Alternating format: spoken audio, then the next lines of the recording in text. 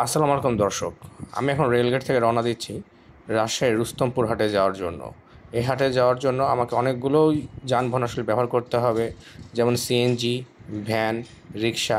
আমি এখন গ্রামে চলে আসছি প্রায়, এবং এখানে আমি ভ্যানের জন্য ওয়েট করছি, কারণ এই রাস্তা দিয়ে মোটরসাইকেল না নিয়ে আসলে ভ্যানেই যেতে হবে।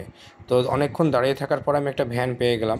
গ্রামের আঁকা বাঁকা ভাঙাচোরা পথে ভ্যানে যেতে যেতে আসলে ভালোই লাগছিল, তবে বেশ গরম ছিল এই সকালের টাইমটা। কারণ এখন যেহেতু শ্রাবণ মাস চলছে, কখন বৃষ্টি আসবে কখন রোদ আসবে বলা যায় না। এরপরে আমি হাটের ভিতরে ঢুকে যাই এবং ঢুকে দেখি ব্যাপক আমদানি দেশি ছাগলের। আর দেশি ছাগলের জন্য আসলে রুস্তমপুর হাটটা খুবই বিখ্যাত। পরে আমি অনেক ঘোরাঘুরি খোঁজাখুঁজির পরে দাম দর করে আমি যে ছাগলটা কিনতে চাই, বাচ্চা সহ ছাগলটা কিনে নিলাম। ছাগলটা কেমন লাগছে দেখতে এবং বাচ্চাটাকে কেমন লাগছে অবশ্যই জানাবেন। এবং এই ছাগলের যদি জন্য কোনো উপদেশ থাকে, সেটাও আমাকে অবশ্যই কমেন্ট বক্সে জানাবেন। পরে আমি যে বাসায় আসলে ছাগলটা রাখবো সেই বাসায় নিয়ে গেলাম।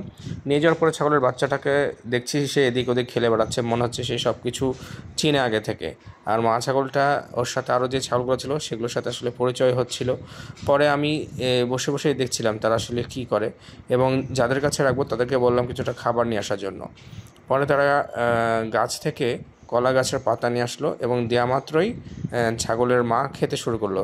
আমার এটা দেখে খুব ভালো লেগেছে যে নতুন জায়গা হিসেবে এসে সে আসলে যে অনেক দিন খাওয়া অনেক ছাগল আছে বন্ধ রাখে বা গরু বন্ধ রাখে, সেগুলো বন্ধ রাখেনি।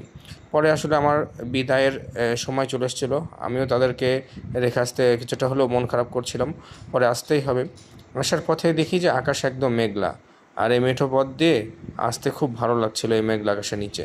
তো আজকে এই পর্যন্ত দর্শক, কেমন লাগলো অবশ্যই জানাবেন। আসসালামু আলাইকুম, ভালো থাকবেন সবাই।